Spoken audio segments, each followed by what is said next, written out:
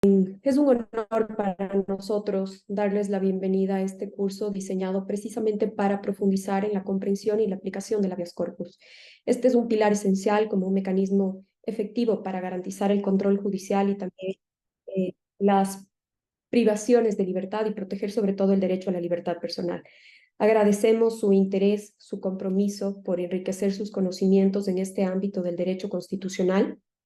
Y, por otra parte, este curso ofrece también una oportunidad para analizar la jurisprudencia constitucional relevante y debatir también sobre aquellos casos que han moldeado la interpretación y aplicación del habeas corpus de nuestro país. Confiamos en que a través de estas diversas metodologías de enseñanza que se aplicarán, obtengan una perspectiva integral y aplicable también a su práctica profesional.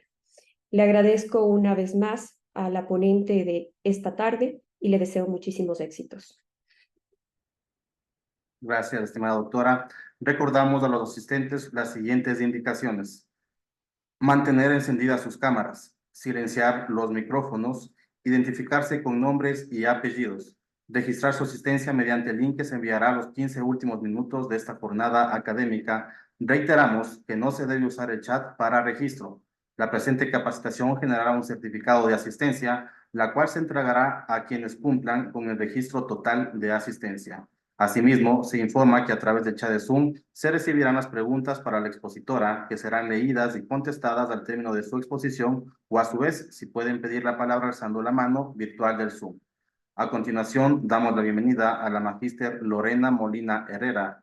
Ella es abogada por la Universidad de Belgrano de Buenos Aires, Argentina, máster en Derechos Fundamentales y experta en pueblos indígenas por la Universidad Carlos III de Madrid, España, especialista y máster en Derecho Constitucional por la Universidad Andina Simón Bolívar del Ecuador.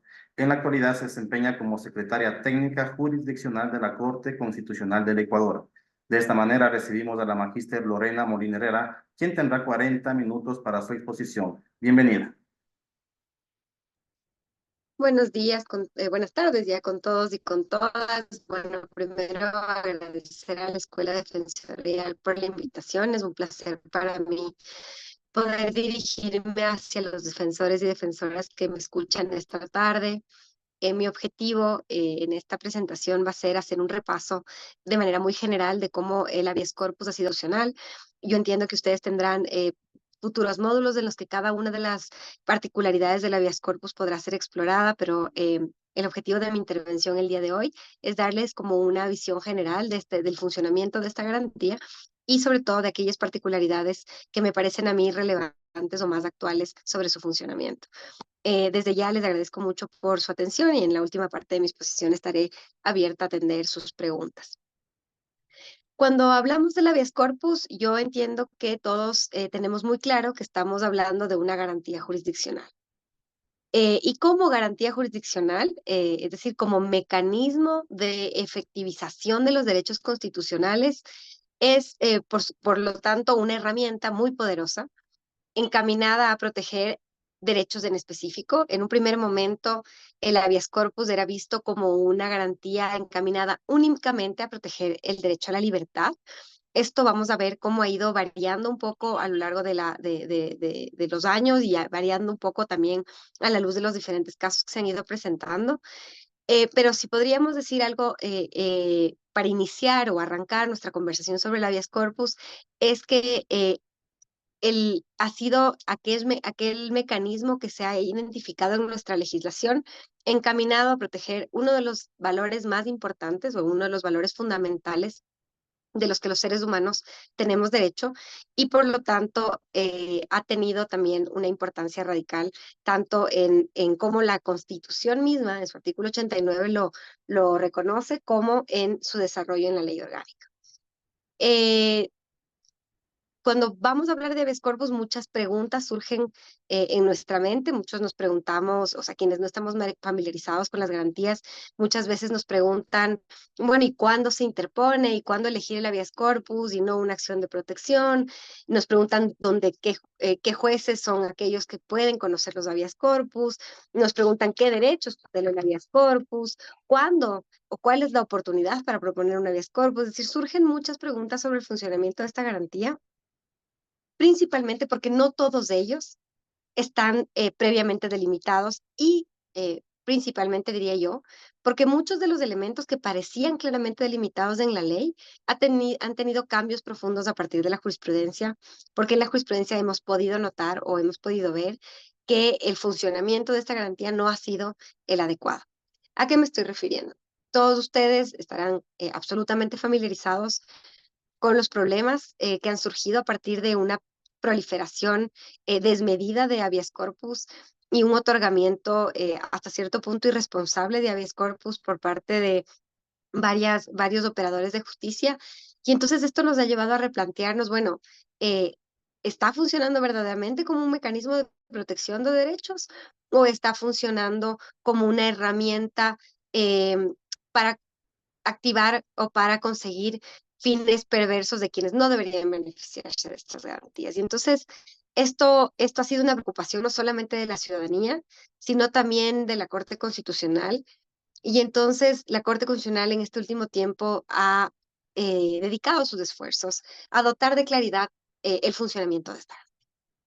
Yo sé que ustedes dentro de su material de estudio para estas capacitaciones tienen a su disposición la guía de jurisprudencia de habeas corpus realizada en el año 2022 por el SEDEC de aquí de la Corte Constitucional, y que este documento es un documento de gran validez, muy valioso, porque hace una extracción muy inteligente de cuáles son estos criterios que nosotros tenemos que rescatar de las sentencias y que moldean esta figura del habeas corpus.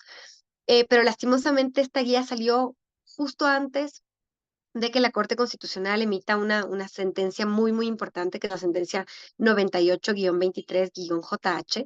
Y entonces, en mi exposición, yo voy a intentar abordar todos los criterios para describir el habeas corpus a la luz de esta jurisprudencia, de la jurisprudencia más reciente que tiene la Corte en materia de habeas corpus, y que si bien no se aleja o no contradice aquello que ya la Corte venía reconociendo en su jurisprudencia previa, sí que hace algunas puntualizaciones que son indispensables para poder entender hoy cómo funciona el habeas corpus.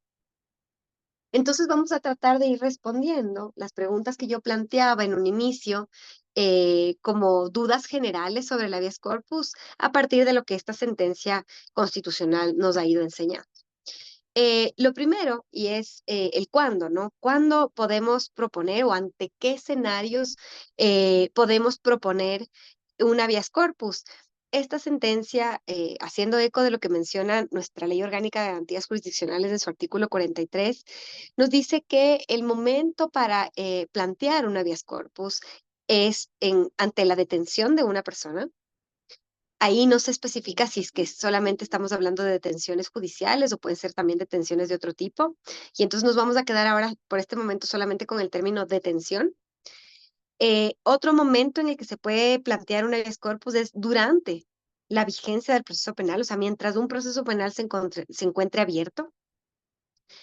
Y otro momento en el que podemos plantear el habeas corpus es ante el cumplimiento de una condena, es decir, cuando el proceso penal se encuentre concluido y la persona esté cumpliendo su condena, o aquellos casos que no se relacionan con el cumplimiento o con la detención judicial, podríamos decir, y se trata del desconocimiento del paradero de una persona que no responde a órdenes judiciales en estricto sentido. Y entonces, si nosotros vamos a ver el primer escenario ante el cual se puede plantear un habeas corpus y hablamos de la detención, sin duda podemos hablar de una detención institucional, es decir, una detención ordenada por una autoridad estatal, pero también podemos hablar de aquellas detenciones, por ejemplo, que se originan en procesos migratorios de deportación o aquellas que, por ejemplo, se derivan de procedimientos administrativos como el acogimiento institucional de niños y niñas, como los apremios personales, por ejemplo, cuando las personas hacen un uso inadecuado de los espacios que tienen para compartir con sus determinados hijos. Y en definitiva, en todos aquellos actos que privan de la libertad a las personas y que, por ejemplo, pueden responder a escenarios de detención institucionalizada, pero privada, por ejemplo, en los casos en los que una persona se encuentra en estos centros de desintoxicación. Y entonces pueden ver ya ustedes cuál es el enorme abanico de posibilidades o de escenarios en los cuales un habeas corpus puede ser proceder. Esto cuando hablamos de privaciones de la libertad ajenas a el sistema de justicia. Ahora, cuando hablamos de detenciones o de privaciones de la libertad en las que ha participado un órgano de justicia, las que han sido decididas por jueces, podemos diferenciar aquellas en las que se ha dado, por ejemplo, una orden de privación de la libertad en el contexto de la prisión preventiva, y en la que, por supuesto, existe iniciado un proceso de investigación y un proceso penal podría ser, pero no necesariamente existe una condena. Y en estos casos hay reglas específicas que rigen el habeas corpus, pero por el momento lo único que vamos a decir es que son escenarios en los que se pueden proponer los habeas corpus. Y otros escenarios en los que se pueden proponer los habeas corpus es ya cuando la persona privada de la libertad está privada de la libertad en cumplimiento de una condena, en virtud de una sentencia. En ese sentido, ya vamos a ir analizando y vamos a ir especificando cuáles son esos escenarios que admiten la presentación o no, pero lo primero que quiero que ustedes tengan muy claro es el momento, es decir, en qué momentos, ya sea del procedimiento penal como fuera del proceso penal, en qué momentos yo puedo plantear un habeas corpus. Ahora, también existen escenarios en los que yo puedo no conocer el lugar de la privación de la libertad de la persona, y esta privación puede ser ya sea dentro del sistema judicial o fuera del sistema judicial, puede ser una decisión de una autoridad pública o no puede ser una decisión de una autoridad pública, puede ser un tema de, de, de, de un secuestro o de una privación de la libertad causada por un sujeto privado, pero el presupuesto o lo que se necesita para plantear un habeas corpus es el desconocimiento absoluto del paradero de una persona. Y entonces cuando existe este desconocimiento del paradero de una persona, también el habeas corpus se vuelve una garantía procedente. Como podemos ver actualmente, si bien en el discurso y un poco en cómo se observa esta garantía, todas las personas únicamente la vinculan con el proceso penal. Ahora, con esta clase intento un poco expandir este escenario en el cual la garantía podría llegar a ser procedente. Como les digo, estos escenarios, estos momentos de detención durante el proceso penal, luego de cumplimiento de la pena o cuando se desconozca el paradero, todos estos momentos exigen reglas específicas de procesamiento de esos habeas corpus. Es decir, no todos esos habeas corpus se van a procesar de la misma manera. Hay reglas específicas dependiendo del momento procesal en el que yo me encuentre, dependiendo el tipo de detención frente al que yo me encuentre, y en ese sentido es muy importante profundizar en las reglas del habeas corpus porque no es suficiente con saber que lo puedo presentar en esos momentos, ¿de acuerdo? Eh, durante el proceso penal, es decir, cuando yo estoy dentro de un proceso penal, hay una regla muy clara en la jurisprudencia sobre qué cosas no se pueden o sí se pueden discutir dentro del proceso penal a través de un habeas corpus.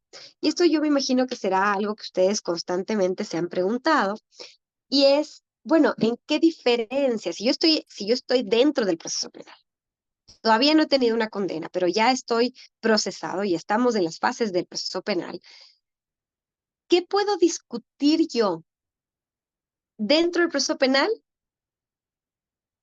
que, más bien dicho, qué puedo discutir yo en un habeas corpus que no pueda discutir dentro del proceso penal? Porque parecería que la mayoría de asuntos que yo podría llegar a discutir respecto de mi proceso penal, los podría hacer en el proceso ordinario, ¿no es cierto? Y entonces siempre surge la duda de cuándo yo estoy abusando del habeas corpus y cuándo yo debería plantear dentro de mi mismo proceso penal a mi juez penal que está en conocimiento de mi proceso penal las excepciones o las solicitudes que yo considere pertinentes para proteger ya sea mi vida, mi salud o ya sea las condiciones de mi detención. ¿De acuerdo? Y entonces esta pregunta que surge constantemente ha tratado de ser resuelta a través de la jurisprudencia para tratar de separar aquello que se conoce en el contexto del proceso penal y aquello que se conoce en un habeas corpus cuando yo me encuentro dentro del proceso penal, cuando la persona procesada se encuentra dentro del proceso penal. Y entonces, en el año 2018, la Corte Constitucional emitió una sentencia derivada del proceso de selección y revisión, que es la sentencia número 4-18-PJO-CC, en la que lo que la Corte nos enseña y lo que la Corte establece como una regla es que los habeas corpus que se presentan durante la tramitación del proceso penal no pueden cuestionar en ninguna medida la proporcionalidad de la pena resuelta por un juez. ¿De acuerdo? Entonces, si es que lo que yo estoy cuestionando es la proporcionalidad de la pena que me han impuesto dentro de un proceso penal, la Corte ha dicho, eso no es procedente a través de habeas corpus. Eso usted lo tiene que tramitar en el contexto del proceso penal a través de los recursos ordinarios que prevé nuestro ordenamiento jurídico. Entonces, es una primera regla de qué cosas sí que se pueden hacer y qué cosas no se pueden hacer en el contexto del proceso penal. Algo que a mí me ha ayudado mucho en este entendimiento del proceso penal y las diferenciaciones con lo que se puede reclamar a través del habeas corpus, y por eso quería traer a colación a esta clase esta sentencia 9823JH, es un párrafo de esta sentencia, es el párrafo 173, en el que la Corte se esfuerza por ejemplificar y por, más bien dicho, por dejar como de alguna manera sentado qué es aquello que yo de ninguna manera, puedo cuestionar vía habeas corpus. Perdón, dije párrafo 173 del párrafo 102 de este. Y quisiera permitirme revisar con ustedes este párrafo, porque creo que es absolutamente clarificador y creo que zanja una serie de dudas, tanto para los abogados respecto de cuál es la vía que yo tengo que elegir, o sea, tengo que elegir una habeas corpus o tengo que elegir un recurso, un incidente, una determinada petición dentro de mi proceso penal. En este párrafo 102 de esta sentencia, la Corte Constitucional nos dice lo siguiente. Dice, se debe recordar que las pretensiones vinculadas exclusivamente con cuestiones de legalidad son propias de la justicia penal y deben ser solventadas a través de los mecanismos ordinarios de impugnación previstos desde nuestra legislación penal y no a través de la acción de habeas corpus. Por lo tanto, las demandas que persigan, entre otros, y ahí nos enumera y nos ejemplifica, ¿no? El análisis de los elementos de convicción aportados para el inicio de una instrucción fiscal, la prueba para acreditar la existencia de un delito y la participación de la persona procesada, la adecuación de los hechos probados a un determinado tipo penal o la imposición de una condena, es decir, lo que incluye la aplicación de las circunstancias atenuantes y agravantes, así como la revisión de la pena o su proporcionalidad, que es esto último que yo les decía, no son susceptibles de ser revisados a través de un habeas corpus, porque para ello existe la justicia penal.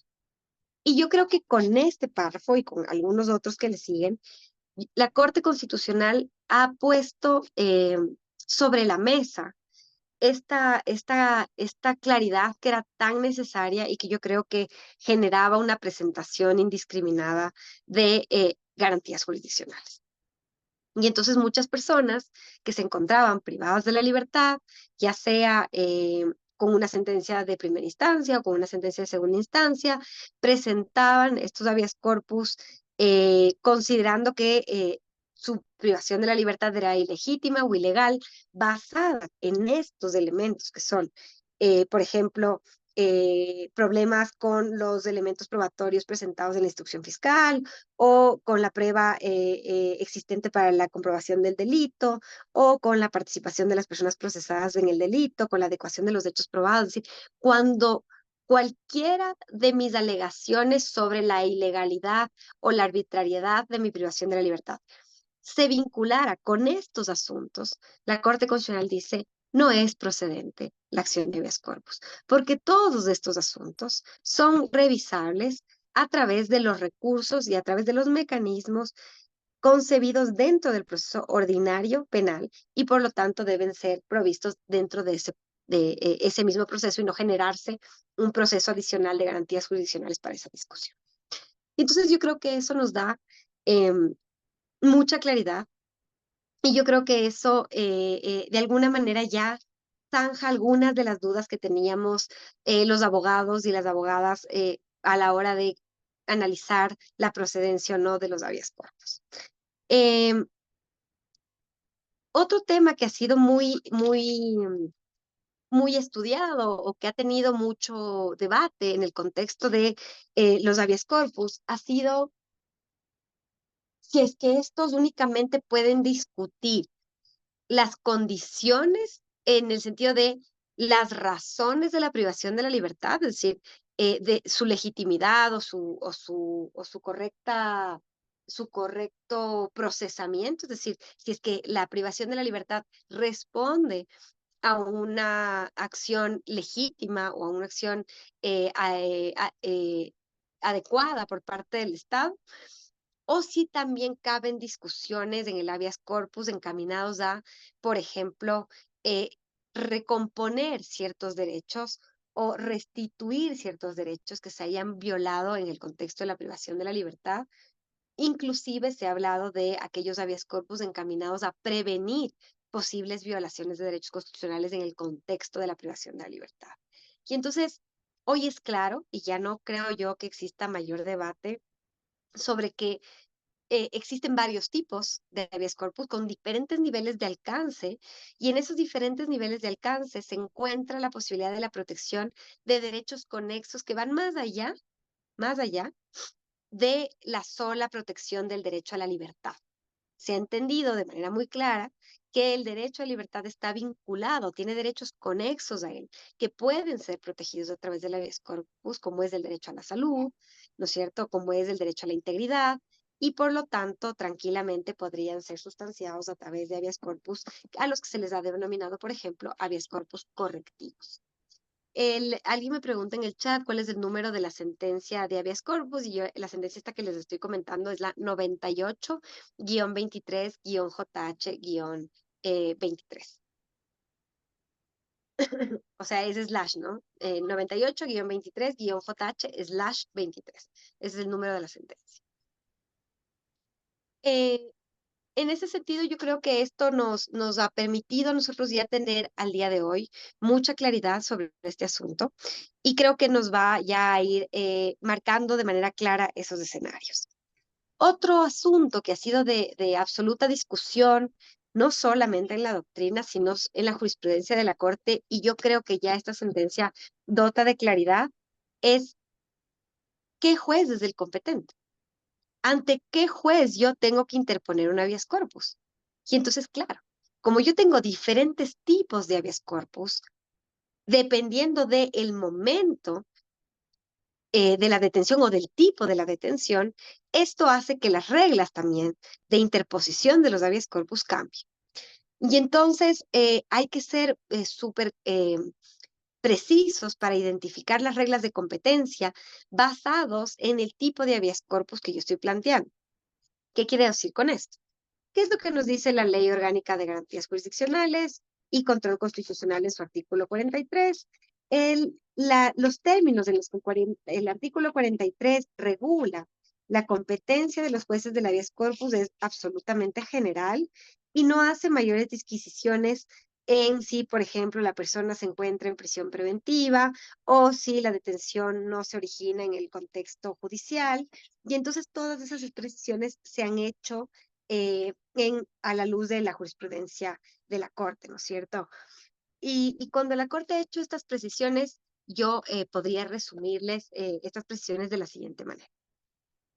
La regla general es que los habeas corpus se conocen por los jueces del lugar donde se presume privada de la libertad la persona.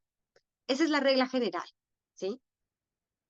Ahora, ¿qué pasa si yo desconozco el lugar donde se encuentra privada de la libertad la persona?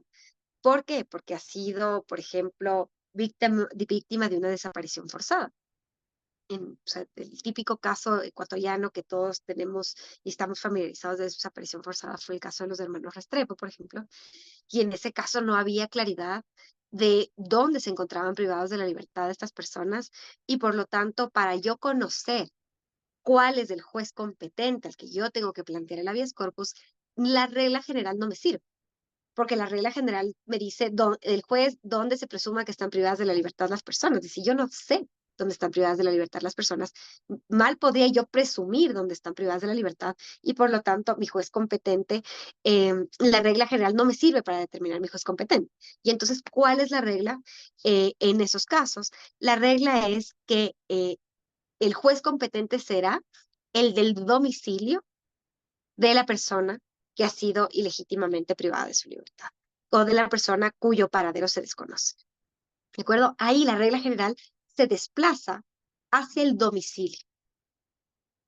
Y este es el único caso en el que el juez competente es el del domicilio de la persona que se encuentra desaparecida o privada de la libertad ilegítimamente.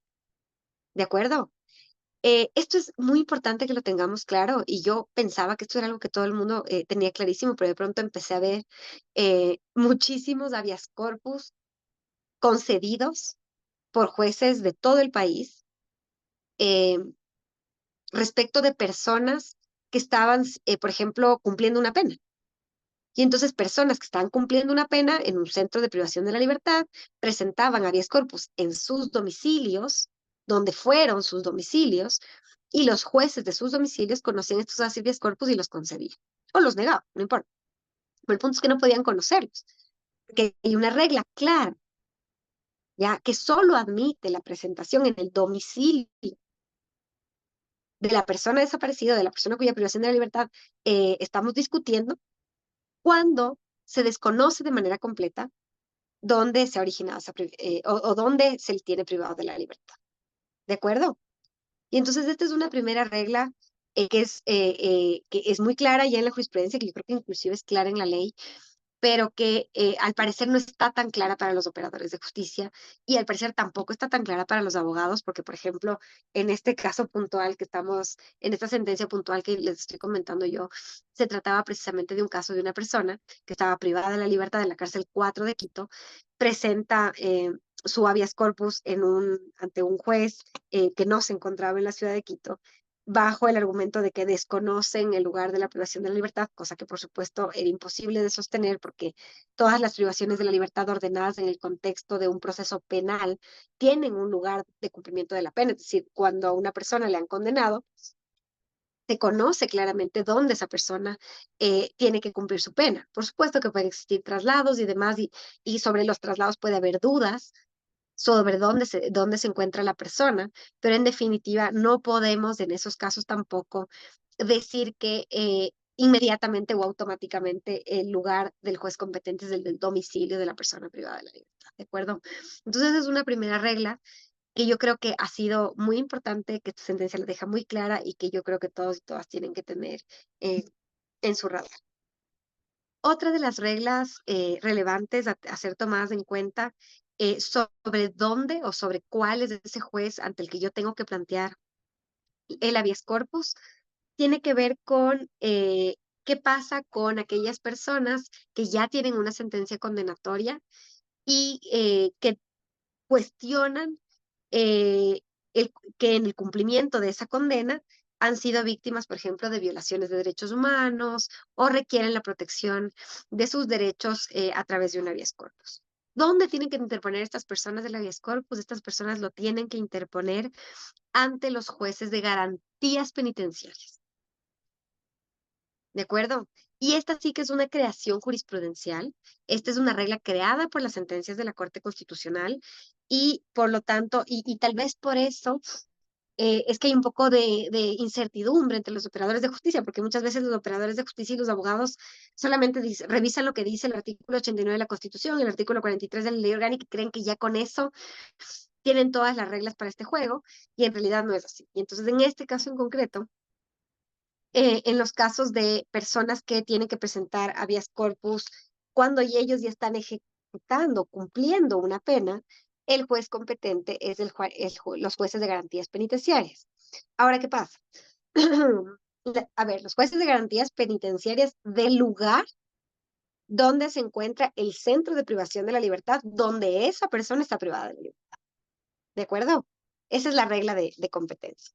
¿Qué es lo que pasa? Que muchas veces eh, en los lugares donde existen centros de la privación de la libertad, no existen jueces de garantías penales. Y entonces lo que ha dicho la jurisprudencia es que en aquellos casos de lugares donde no existan jueces de garantías penitenciarias, serán competentes los jueces penales o los jueces multicompetentes a quienes el Consejo de la Judicatura les haya dado expresamente la competencia de conocer habeas corpus. ¿De acuerdo? Entonces, el Consejo de la Judicatura, en las localidades donde existen centros de la privación de la libertad, en los que no hay jueces de garantías penales, a los jueces multicompetentes o a los jueces penales les ha asignado la competencia específica de conocer habeas corpus y ante ellos es ante quienes hay que plantear estas garantías. ¿De acuerdo? Esa es una tercera regla dentro de cómo opera la competencia de los jueces. En ese mismo sentido, hay una regla que es muy importante que tiene que ver con qué pasa con aquellas personas que no están cumpliendo una pena, pero que sí han sido privadas de la libertad por una orden judicial. Y en esos casos la pregunta es, bueno, ¿y estas personas dónde presentan sus habeas corpus? Me estoy refiriendo a las personas que se encuentran en una situación de privación de la libertad ordenada por una medida cautelar como la prisión preventiva. Y entonces, ante la prisión preventiva, la regla general es que las personas que están cumpliendo prisión preventiva y que en el contexto de esa prisión preventiva requieren la presentación de un habeas corpus porque se encuentran amenazados sus derechos y demás, quienes son los más competentes son los jueces de las cortes provinciales de la provincia, por supuesto, en la que se encuentra ubicada el centro de privación de la libertad en el que ellos están haciendo su prisión preventiva. ¿De acuerdo? Y los jueces superiores, por supuesto, en esos casos, será la Corte Nacional de Justicia, porque ustedes saben que el habeas corpus admite apelación. Entonces, ahí la apelación la conoce la Corte Nacional de Justicia. Yo sé que son varias disquisiciones sobre la competencia y tal vez este cúmulo de reglas es lo que ha hecho que el funcionamiento del habeas corpus se haya complejizado al punto de generar muchas situaciones, podríamos decirlo, perjudiciales para el funcionamiento de esta garantía, pero yo creo que hoy estas dudas están totalmente zanjadas y que la jurisprudencia las regula de una manera clarísima y que ya no hay a dónde perderse. Y en ese sentido ya ni los jueces ni los abogados pueden alegar que bueno, no conocían estas reglas o que estas reglas no son claras o que lo que fuera, porque yo creo que ya hoy por hoy hay absoluta claridad sobre cómo operan las reglas de la competencia dependiendo del tipo de garantía en las que nos encontremos. Eh, esta sentencia, la sentencia que estamos comentando, debería además ser leída conjuntamente con otra decisión que es la sentencia 365-18JH. Ya, la sentencia 365-18JH y acumulados del año 2021 es una sentencia del juez Agustín, del entonces juez Agustín Grijalva, pero cuando ustedes lean esta sentencia y la sentencia 9823JH, que es la que les vengo comentando desde el inicio de mi presentación, recuerden que la 9823JH es respecto de una persona o dos personas que estaban cumpliendo su pena, ¿de acuerdo? Estas personas ya tenían una sentencia ejecutoriada y estas personas estaban cumpliendo su pena. Y por lo tanto, las reglas de las que habla la Corte tienen que ver con ese escenario.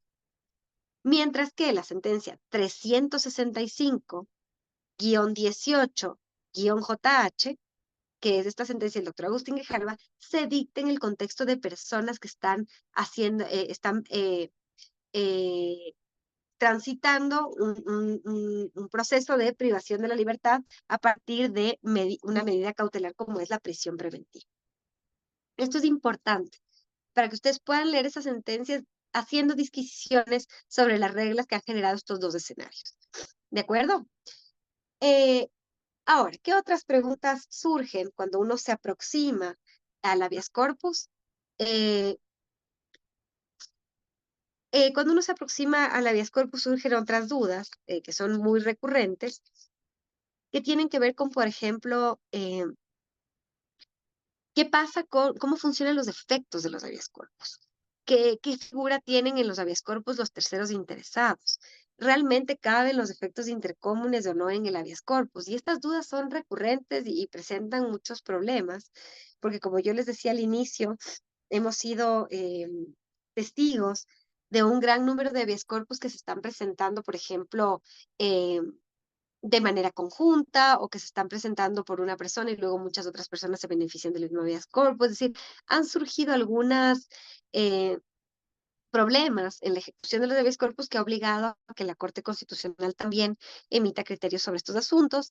Y a mí me queda muy poco tiempo para como abordarlos, pero sí los quiero dejar enunciados y sí quiero decir que creo que ya son como características importantes que tienen que ser estudiadas a la hora de aproximarnos al habeas corpus. Lo primero es, ¿quiénes son los terceros interesados en un habeas corpus? ¿Quiénes pueden ser terceros interesados? ¿Qué calidad tienen? Y sobre todo, ¿qué efectos tienen sus comparecencias o su participación dentro de los procesos de los habeas corpus? Entonces, lo que nos dice nuestra jurisprudencia es que si bien dentro de un proceso de habeas corpus pueden haber, o sea, puede caber un escrito por parte de un tercero interesado, pueden presentarse ante el proceso terceros interesados, de ninguna manera un tercero interesado podrá pretender ser reconocido como afectado de la misma situación que se alega por quien fue sí accionante, ni tampoco podrá pretender beneficiarse de un habeas corpus que no se presenta. ¿De acuerdo? Entonces, si bien una persona como tercera interesada puede comparecer al proceso de habeas corpus, puede exponer sus argumentos ante el juez, lo mismo que los amicus curiae, por ejemplo, estas figuras de terceros interesados y de habeas corpus nunca deben confundirse con los beneficiarios del habeas corpus. ¿Por qué? Porque la Corte dice, el habeas corpus es una garantía encaminada a recuperar la libertad de una persona que fue privada de ella de forma ilegal, arbitraria o ilegítima, ya sea por una autoridad o por cualquier persona. Y en ese sentido, si es que es una garantía encaminada a recuperar la libertad de una determinada persona y que está encaminada a evaluar las condiciones de su detención, las condiciones de su privación de libertad, no admite este tipo de garantía el que otra persona intente, luego de la tramitación de ese habeas corpus, como en calidad de tercero interesado o de amicus curiae, beneficiarse automáticamente de esa decisión. Eso, dicho la Corte, es inadmisible, eso no cabe. Y como encontró un supuesto de estos en este caso que estuvimos revisando, con sentencia 98, la Corte sancionó esa consideración de los terceros interesados como beneficiarios como un abuso de derecho por parte de los abogados y como una conducta de error inexcusable por parte de los jueces. Entonces, de esto hay que tener mucho ojo con esto porque muchas veces cuando nosotros estamos ya sea del lado de los abogados litigantes o ya sea del lado de los jueces, pensamos que, bueno, las garantías aguantan todo y por lo tanto, bueno, yo voy a pedir nomás porque tal vez me conceden y entonces la Corte está también poniendo muchos límites a eso para que no se abuse de las garantías y que no se desnaturalicen, obviamente, y por lo tanto puedan servir a quienes verdaderamente tienen que servir y cómo deben, y procesadas a través de los procedimientos ya establecidos. Eh, Algo que la Corte también ha puntualizado y que quiero yo traer a colación ahora es el efecto intercomunis.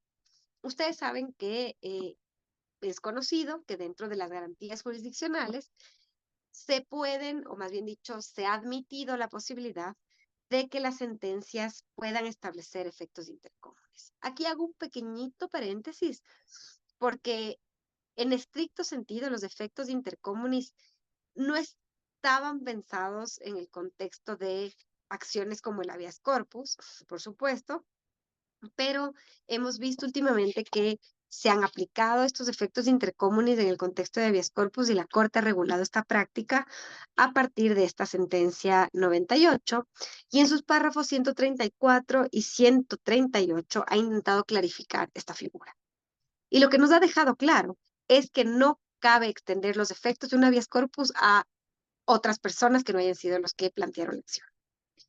Y lo segundo, es decir, no existen efectos intercomunis dentro de los habeas corpus. No caben los efectos intercomunis. Si bien en las garantías jurisdiccionales sí caben y con ciertas reglas que están muy bien pormenorizadas y que están mencionadas también en esa sentencia, no cabe en el habeas corpus el efecto intercomunis. Esa es una regla.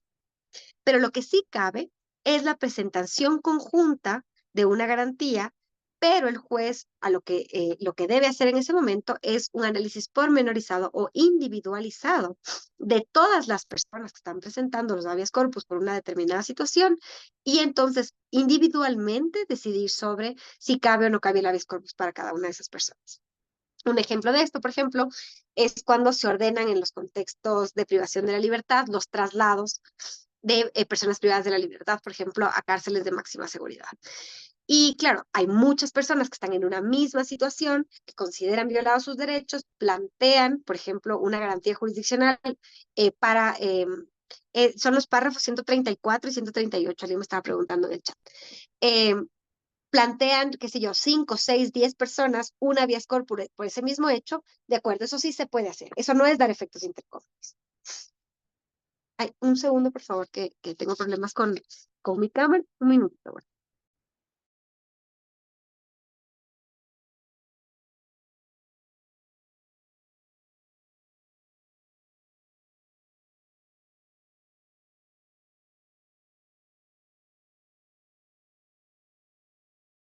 Mil disculpas. Ya, gracias, disculpe. Pero lo que les decía entonces es que esta presentación conjunta de habeas corpus se admite, es decir, varias personas pueden presentar una misma garantía por unos hechos ocurridos y especificar cuáles son las violaciones de derechos que causan en cada uno de ellos, pero para evaluar la situación y conceder ese habeas corpus, el juez, por supuesto, tendrá que hacer en su sentencia un análisis individualizado de los hechos para ver si es que puede conceder o no a todas esas personas el habeas corpus, pero lo que no se puede hacer es que una persona plantee el habeas corpus y luego muchas de ellas, posteriormente, por ejemplo, a la emisión de la sentencia, intenten beneficiarse de ella de manera automática. ¿De acuerdo? Esto es algo que la Corte Constitucional también dejó bastante claro. Y finalmente, una regla que a mí me parece interesante también rescatar para cerrar este paneo general de los habeas corpus, es que no puede plantearse un habeas corpus para ejecutar la escarcelación ordenada en otro habeas corpus. Supongamos que ustedes tienen un proceso de habeas corpus, se les da concedido el habeas corpus, a partir del habeas corpus se les ha ordenado la escarcelación y supongamos que el SNAI no cumple con esta orden de escarcelación. Y entonces lo que ha visto la Corte que ha ocurrido en algunos casos es que las personas para que se ejecute esa orden de escarcelación plantean otro habeas corpus. Y entonces la Corte ha dicho no, el habeas corpus no sirve para hacer ejecutar la decisión de otro habeas corpus. Para eso existe una garantía en específico, que es la garantía de acción de incumplimiento, pero que es además subsidiaria, pero la regla general es quien debe ejecutar ese habeas corpus, es el mismo juez que otorgó el habeas corpus, es el juez que emitió esa decisión. Esa es la regla para la ejecución de los habeas corpus. Bueno, como se me acaba el tiempo y luego no tenemos tiempo para las preguntas, quisiera con ello dejar como enunciados estos criterios generales sobre el funcionamiento del habeas corpus, de cómo esta garantía ha evolucionado en nuestra jurisprudencia. He tratado de exponer los temas más relevantes o aquellos que llaman a mayor debate en el análisis de esta garantía, pero me quedo abierta a sus preguntas o si algo no hubiera quedado claro, estoy abierta para seguir profundizando al respecto. Agradecemos la importante intervención de la magíster Lorena Molina Herrera. A continuación, damos paso a la ronda de preguntas recibidas o si desean pueden hacer uso de la palabra alzando la mano virtual disponible en esta plataforma Zoom.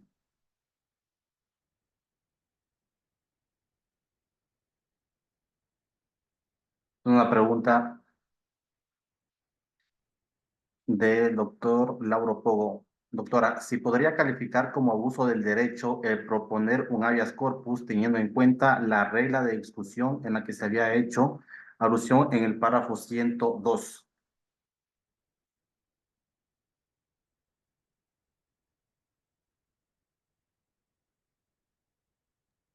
Sí, gracias. Gracias por la pregunta. Bueno, justo este párrafo 102 es el que nos intenta explicar cuándo se desnaturaliza el habeas corpus.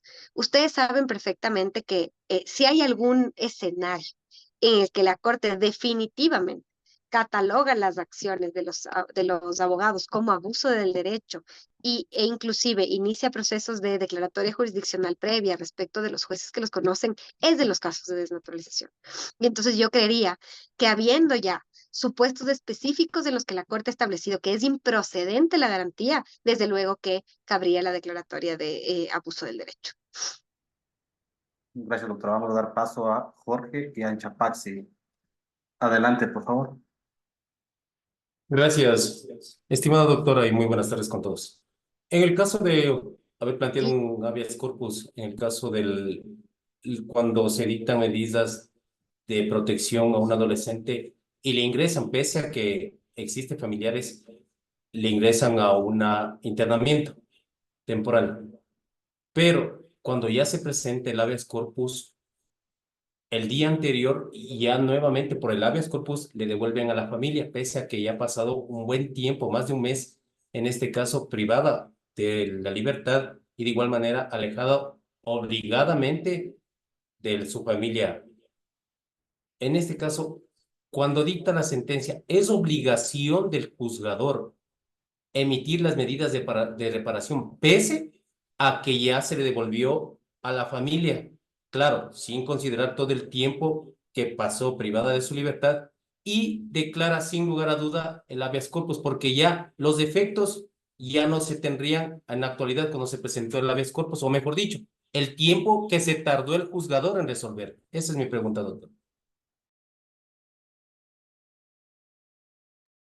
Muchas gracias por la pregunta. Justamente la Corte recientemente resolvió no un tema de internación preventiva de adolescentes, pero sí un tema respecto de qué pasa con los habeas corpus que se plantean por tiempos de privación de la libertad en los que, por ejemplo, la persona nunca debió haber estado privado de la libertad o que, por ejemplo, este caso que les estoy comentando es un caso bien particular porque se trataba de una persona a la que se le privó de la libertad por error en el nombre, es decir, hubo un error en el nombre de la persona que tenían que privar de la libertad, detuvieron a otra, a un homónimo, y en ese sentido, la persona que pasó privada de la libertad, si bien fueron pocos días, era una persona incorrecta. Y entonces la Corte, cuando va a conocer el caso, analiza esa situación y dice, el habeas corpus, o sea, la Corte conoce ese habeas corpus en el fondo, resuelve el habeas corpus y ordena medidas de reparación. Y a su pregunta entonces sería sí, claro que cabrían medidas de reparación porque, por supuesto, ese tiempo de privación de la libertad que hubiese sido ilegítimo cabe y debe ser reparado y así lo ha reconocido la Corte en su jurisprudencia previa. Creo que tenemos la última pregunta que dice, en la modulación de los defectos de las sentencias de habeas corpus, ¿los defectos intercommunis están prohibidos en todos los tipos de habeas corpus o solo en el habeas corpus correctivo? ¿Cuál es el estado del desarrollo jurisprudencial de la Corte Constitucional al respecto? Gracias por la pregunta. Justamente, a ver, esta sentencia 98-23-JH es la primera sentencia que se pronuncia sobre los efectos intercomunes y la modulación de los efectos de habeas corpus. Es la primera sentencia que se pronuncia. Y en ese sentido, esa es la sentencia que por excelencia, a partir de su párrafo 134 y demás, podemos nosotros individualizar cuáles son los escenarios en los que proceden las modulaciones, más bien dicho, en las que no proceden, porque claramente la Corte establece una regla definitiva de que no se pueden extender los efectos a otras personas. Eso es una cosa. Y otra cosa muy distinta es la modulación de los efectos. La modulación de los efectos podría llegar a darse, por supuesto, en los casos, por ejemplo, se me ocurre a mí de una persona que ha solicitado un habeas corpus por razones de salud y supongamos que esta persona ha recibido y se acepta su habeas corpus y se ordena que, por ejemplo, se le dé un tratamiento especializado dentro de la cárcel para tal cosa, y supongamos que su estado de salud empeora y esta persona solicita dentro del habeas corpus que se module la decisión en virtud de que requiere ir a ser atendido en un hospital fuera del centro de privación de la libertad. Yo creo que en ese caso es claro que la modulación cabe. Lo que está prohibido es la extensión de los efectos a terceras personas. Eso es lo que está prohibido. Gracias, doctora. Recordamos a los presentes que esta jornada continuará el día de mañana a partir de las 12 de la tarde, en la cual tendremos la participación del magíster Emilio Suárez Salazar. De esta manera, a nombre de la Escuela Defensorial, agradecemos a las autoridades presentes, a la facilitadora del día de hoy y demás asistentes por su importante participación en esta jornada de aprendizaje. Buenas tardes con todas y todos. Gracias, buenas tardes.